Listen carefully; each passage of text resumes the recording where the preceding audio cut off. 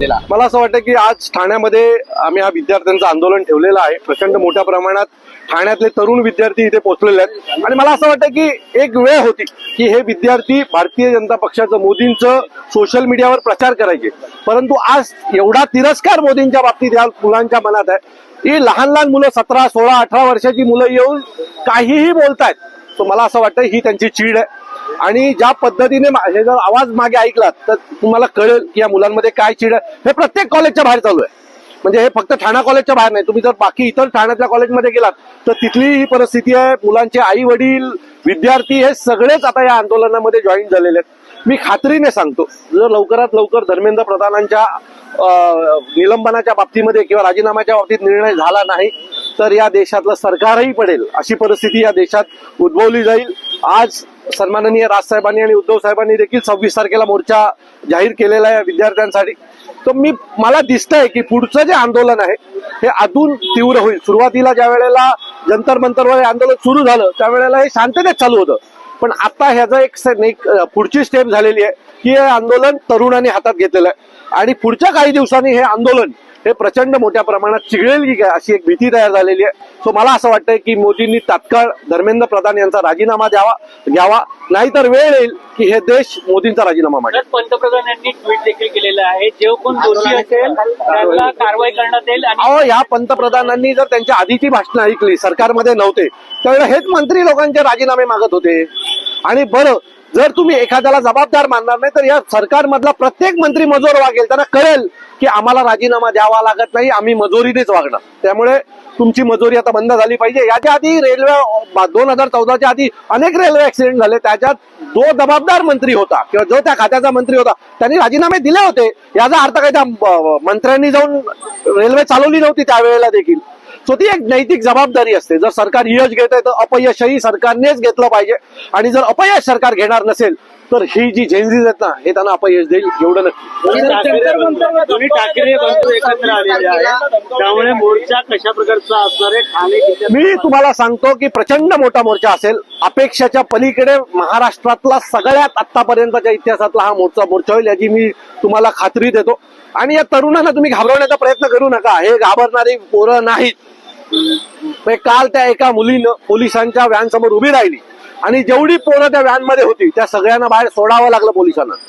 एक वेळ येईल यातली अनेक मुलं तर पोलिसांची मुलं आहेत, आंदोलनाला येणारी अनेक मुलं ही पोलिसांची देखील मुलं आहेत, राजकीय नेत्यांची देखील मुलं आहेत। आज पोरं घरात ऐकत नाहीयेत, ही मुलं उद्या रस्त्यावर देखील ऐकणार नाहीत। त्यामुळे आत्ताच सरकारच्या हातात आहे की सरकार पडायच्या आधी मंत्र्यांचा राजीनामा घ्यावा, नाही तर उद्या भारी पडेल। तरी सुद्धा पोलिसांकडून विद्यार्थ्यांवरती मोठ्या संख्येने लाठीचार्ज केला जातो। मला असं वाटतं की हे काही ठिकाणी सुरू आहे, पण जिथं आमच्या निदर्शनात येईल आणि आम्ही जिथं उपस्थित असू अशा ठिकाणी जर करण्याचा प्रयत्न केला तर मला असं वाटतंय की याचा परिणाम सगळ्यांनाच भोगावे लागतील, सरकारसहित। जर माननीय पंतप्रधानांनी जर हे ट्विट केलं असेल तर त्यांच्या समोरचा प्रश्न अतिशय सोपा आहे।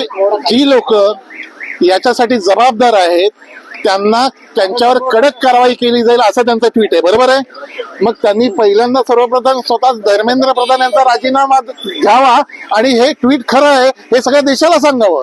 जर तेच म्हणतात याला जबाबदार असणार तर अहो तुम्ही पत्रकार आहात, गेल्या 7-8 वर्षात या देशात 65 पेपर्स लीक झालेले आहेत। तुम्ही जर आकडा बघितलात तर जवळजवळ 2 ते 2.5 कोटी स्टुडंट्स हे भोगतायत।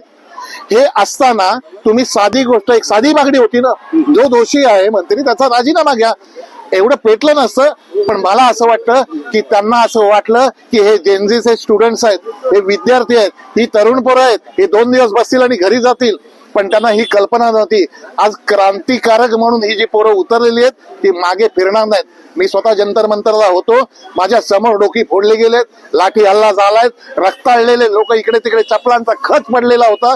हे करून सुद्धा आज दिल्लीला जंतर मंतरवर पोहोचणारे तरुण हे काही कमी होत नाहीत। मला असं वाटतं हे देशातल्या पुढच्या क्रांतीची ही चावल आहे। लाठीला खिळे लावून देखील लाठीचार्ज झालेले काही व्हिडिओ जे आहेत ते सोशल मीडियावर व्हायरल होताना पाहायला मिळतात। निश्चितपणे तिकडे खिळे लावून त्याचे फोटो आलेले आहेत, व्हायरल झालेले आहेत।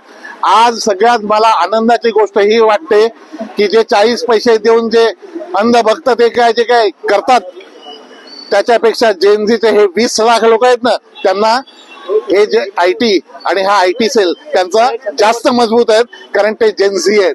त्यामुळे तुम्ही लक्षात घ्या, हे आंदोलन पेटताना जो अपप्रचार होतोय की चीन मधनं पैसे आले, CIAने पैसे दिले, हा मूर्खपणाच्या या सगळ्या पोस्टवर सगळे लोक हसतायत, कारण जेनझींकडे पण कॅमेराज आहेत आणि जे काही खरं आहे ते आज मला दुसरं त्या मुलांचं कौतुक एवढं वाटतं, आज त्यांच्या मोबाईलमध्ये कॅप्चर झालेल्या बातम्या या मोदी मीडियाला सुद्धा आता दाखवाव्या लागल्या.